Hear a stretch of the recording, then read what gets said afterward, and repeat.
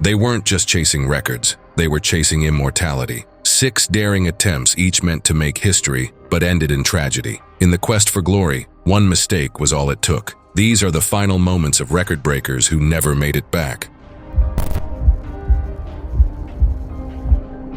It was September 8, 2017. Off the coast of Dahab, Egypt, the Red Sea was calm under the morning sun, but just offshore sat the Blue Hole, a vertical sinkhole dropping hundreds of feet into darkness. Divers around the world knew it for its beauty, but also for its deadly record. More than 100 people had died there, most from pushing far beyond safe diving limits. Eric Dawson, 34, from the United Kingdom, stood on the rocky shore checking his gear. He had years of recreational diving experience in tropical vacation spots, but he wasn't a trained technical diver. His past dives had been in warm, shallow water, nothing like the extreme depths he planned to reach that day. Eric had spent months planning the dive, studying maps of the Blue Hole and reading accounts from others who had attempted extreme depths there. He wanted to test his limits and see how far he could push himself underwater. For him, this trip was about personal achievement and the challenge of completing one of the most difficult dives in the world. To save money, Eric skipped hiring a full safety team.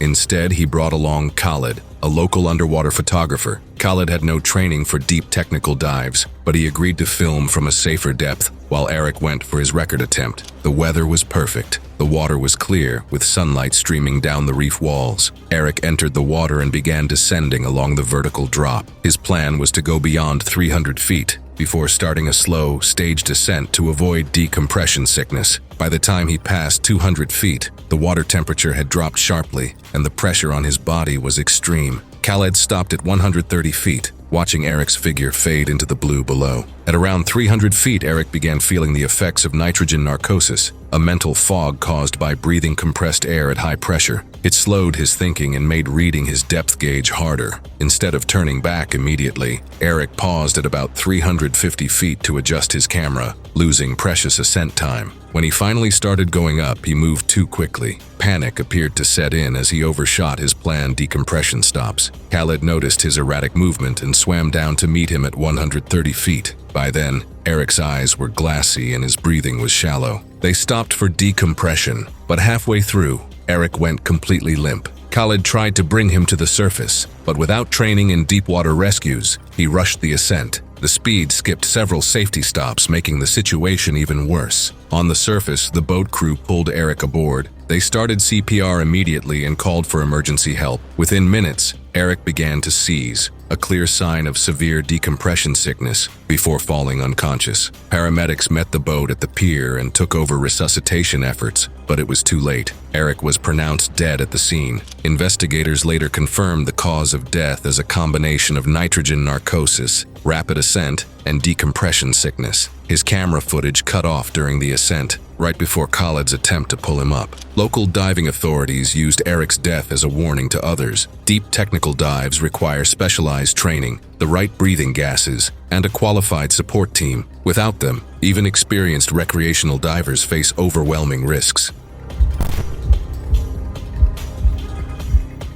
It was March 14, 2018. The morning sun was just rising over Dubai, and the city's glass towers reflected the golden light. Nearly 980 feet above the streets, a construction crane stood at the top of one of the tallest buildings under construction. The narrow steel beam at its outer edge wasn't built for anything other than maintenance, but that morning, it became the starting point for a dangerous record attempt. Lucas Trump, 28, from Brazil, had been involved in base jumping for years. He was known within the sport for pushing himself to higher and more technical jumps. His goal that day was to set a personal best by jumping from one of the tallest cranes in the world, located on an unfinished skyscraper in downtown Dubai. The jump wasn't authorized. Lucas and a friend entered the restricted construction site before dawn to avoid security patrols. They made their way up through the unfinished building, climbing internal ladders and navigating exposed framework until they reached the crane's top platform. The climb took nearly an hour. From there, the city stretched out in all directions, a mix of skyscrapers, desert, and ocean in the distance. His plan was simple in theory: leap from the crane's beam,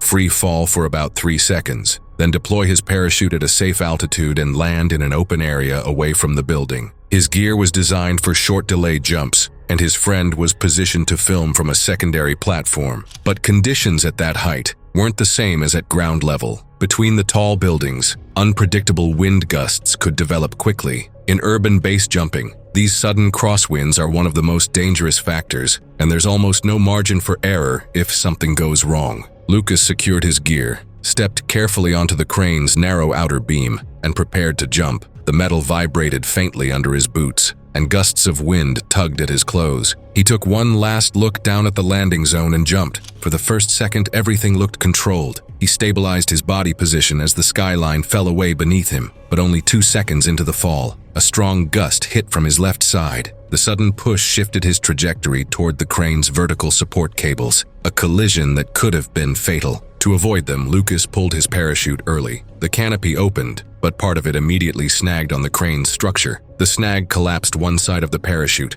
sending him into a fast, uncontrolled spin. He had less than 600 feet left. That wasn't enough altitude to cut the tangled parachute away and deploy a reserve. Spinning and unable to regain control, Lucas struck a steel beam attached to the side of the building. The impact threw him off his descent path, and he tumbled the rest of the way down to the construction site below. Workers on lower floors heard the impact and saw his parachute canopy fall past the windows. Security reached him within moments and called for emergency medical services. Paramedics arrived quickly, but his injuries from multiple high-speed impacts were catastrophic. He was pronounced dead at the scene. An investigation later reviewed helmet footage and construction site security cameras. They confirmed that the jump started cleanly, but the crosswind forced an early parachute deployment. The partial entanglement left no time or altitude for recovery. The incident served as another reminder within the base jumping community. In urban environments, wind patterns can be unpredictable and deadly, and even experienced jumpers have no room for mistakes when working with so little altitude.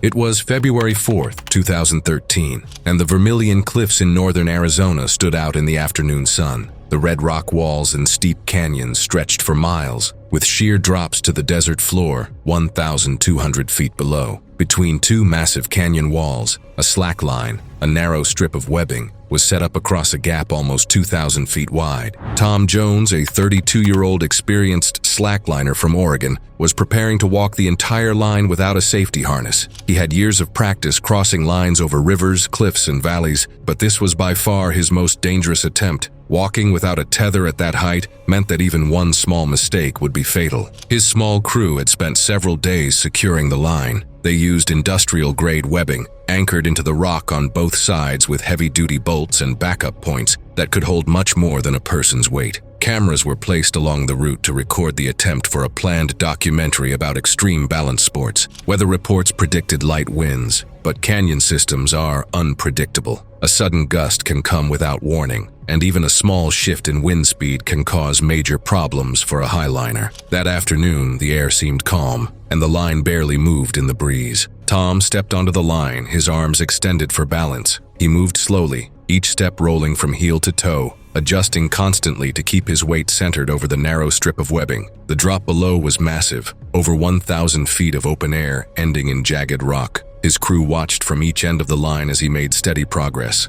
About halfway across, Tom paused to adjust his stance. The line swayed slightly under his weight, and he waited for it to settle. The canyon was silent except for the faint creak of the tensioned webbing. For several minutes, it looked like he was in full control. Then, without warning, a strong crosswind swept through the gap. The line began to shake more aggressively, forcing Tom into a crouched position to lower his center of gravity. He held this position for nearly 30 seconds, trying to ride out the movement. But a second gust hit harder than the first. The webbing moved sharply from side to side, and Tom's careful balance started to break down. He tried bouncing lightly on the line to counter the swaying, something experienced slackliners sometimes do to stabilize, but the movement of the wind and the accumulated strain in his legs made it harder to react quickly. As he shifted his weight to recover, his left foot slipped off the webbing. He lunged forward, trying to grab the line with his hands, but his momentum carried him sideways into open air. Without a harness, there was nothing to stop him. The fall was over 1,200 feet straight down. His crew could only watch in shock as he disappeared toward the canyon floor. They immediately called for emergency services. Because of the remote location, a helicopter team was dispatched. It took nearly an hour to reach the bottom of the canyon. When rescuers arrived, they confirmed that Tom had died instantly from the impact. In the days that followed, the slacklining community discussed the risks of free solo highlining, walking without any safety tether. While the sport allows for spectacular feats of balance, there is no margin for error at extreme heights. Even the most experienced athletes can be caught off guard by unpredictable weather. Tom's death became a sobering reminder that in highlining, skill and preparation cannot eliminate all the risks. One gust of wind, one small misstep, and there is no second chance. It was April 2, 2012, at Victoria Falls, which sits on the border between Zambia and Zimbabwe. By midday, the sun was bright and hot. Mist from the waterfall drifted across the gorge, creating faint rainbows. The roar of the water was constant, and the air was damp enough to coat the cliffs. Below, the Zambezi River surged through a narrow channel, its current so strong they could drag even the best swimmers. Daniel Royce, 33, stood near the edge of the gorge, checking his gear. He was an experienced slackliner with over 10 years of practice walking narrow webbing over dangerous terrain, spanning city skylines, mountain valleys, and deep canyons. This attempt was his most ambitious yet, a 1,200-foot walk over the Zambezi River, directly above the turbulent waters of the fall's lower gorge. A team of local climbers and rigging specialists had set up the line the day before. They anchored the industrial-grade webbing into rock faces on both sides and tensioned it for stability, though some natural sway was inevitable. The line was about 2 inches wide, enough for a foot, but nothing more.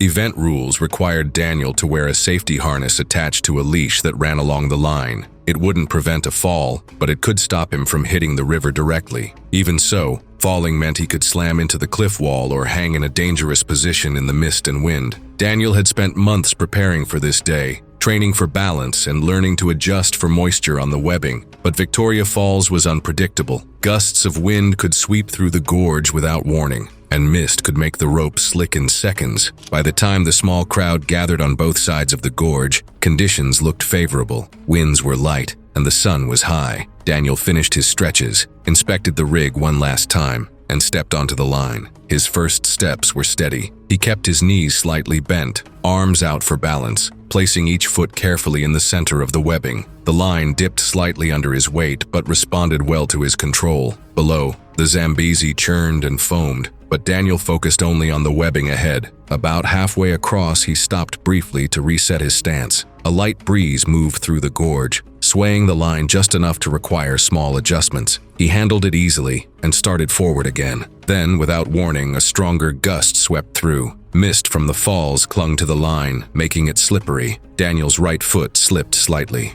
He threw his arms wide and made a quick recovery, but the sudden movement caused the webbing to oscillate more than usual. Before the line settled, another gust, stronger than the first, hit from the opposite direction. The wet webbing and unstable sway broke his balance. Daniel fell sideways. His harness leash caught after a short drop, but momentum swung him hard into the rock wall. The impact left him semi-conscious. His body slid along the cliff until the leash pulled tight. Hanging above the rapids, Daniel tried to grab the safety line, but his grip failed. He slipped free and dropped into the river. The Zambezi's current took him immediately. Rescue boats launched from downstream, but the combination of jagged rocks and powerful water made the search difficult. Nearly 2 hours later, crews found his body several miles downriver. The cause of death was determined to be blunt force trauma from the cliff impact, followed by drowning. Slacklining organizations later stressed that even experienced professionals face extreme risk in such environments. A single slip, combined with weather and terrain, can turn a record attempt into a fatal accident. It was October 3, 2013, and the morning air hung cool and clear over Switzerland's Lauterbrunnen Valley as sheer limestone walls threw long shadows across the green valley floor. Near the landing field, a small crowd gathered around orange windsocks and cameras mounted on tripods, their attention focused on the towering cliffs where a wingsuit pilot prepared for a record attempt that would push the boundaries of proximity flying. Jared van der Merwe adjusted his wingsuit as he surveyed the route that had consumed his thoughts for months. At 35, the skilled wingsuit flyer had logged hundreds of base exits and long glide flights across Europe, earning respect in the proximity flying community for his clean lines and tight, controlled turns. His weathered equipment and confident demeanor reflected years of pushing limits in some of the world's most challenging flying environments. The record attempt represented Jared's goal, to achieve the longest horizontal glide across the valley while hugging the cliff line for dramatic effect before crossing to the opposite wall and angling toward the landing field. He'd spent months refining a route that utilized known updrafts along the limestone formations, studying wind patterns and calculating glide ratios with obsessive precision. Conditions appeared favorable, as light winds at launch combined with stable air in the valley and cloud base well above the exit point. Jared wore a helmet and chest cameras set to record the attempt, while the landing crew maintained radio contact and GPS beacon links to helicopter services. Spectators stood behind safety tape, watching the cliffs where months of preparation would be tested in minutes of flight. At the exit ledge, Jared completed his final checklist: zipper seals, wings locked, pilot chute stowed, and altimeter set. He stepped to the edge, waited for steady wind readings, then pushed out into the void as his suit filled and leveled quickly, while building speed toward the limestone wall. Within seconds, Jared was carving along the cliff face no more than a few yards from the rock, his suit's glide carrying him at over 120 miles per hour. The flight line appeared smooth as he made small corrections at the shoulders while maintaining steady leg position and keeping his eyes focused on the next contour ahead. Approaching a limestone buttress, Jared's plan called for a shallow left turn to clear a slight overhang before transitioning across the valley. He initiated the turn a fraction later than ideal, causing the angle to tighten while his clearance narrowed dangerously. Helmet footage later revealed a tiny wobble in bank and pitch, nothing dramatic, but sufficient to alter his trajectory. Jared's left wing brushed the limestone at high speed in a contact that proved decisive. The strike at that velocity collapsed lift instantly while yawing him directly into the wall with no time to recover or deploy his reserve parachute. Dust puffed from the impact point and settled down the cliff face as witnesses below immediately called emergency services. The Valley helicopter reached the scene within 14 minutes, inserting a rope team on a ledge near the impact site. Rescuers confirmed that massive trauma had killed Jared instantly upon contact with the unforgiving limestone wall that had claimed another proximity flyer. It was October 4th, 2013, in the western Caucasus Mountains of Abkhazia, Georgia. The entrance to Krubera Cave opened wide in the limestone hillside. Dark and cold, moss covered the rocks, and water dripped steadily from above. Inside lay the deepest known cave in the world, dropping more than 7,200 feet through steep vertical shafts, narrow tunnels, and water-filled passages where the temperature stayed close to freezing all year. Jacob Iliev adjusted his caving equipment as he prepared for the descent that would either establish his legacy or claim his life. At 41, the Bulgarian caver had spent more than 2 decades exploring subterranean systems across Europe, earning recognition in the community for his technical skill and calm under pressure. His weathered helmet and scarred gear reflected countless hours spent navigating the world's most challenging underground environments. The world record attempt represented Jacob's goal to achieve the deepest dry descent without diving equipment through Krubera's flooded sections,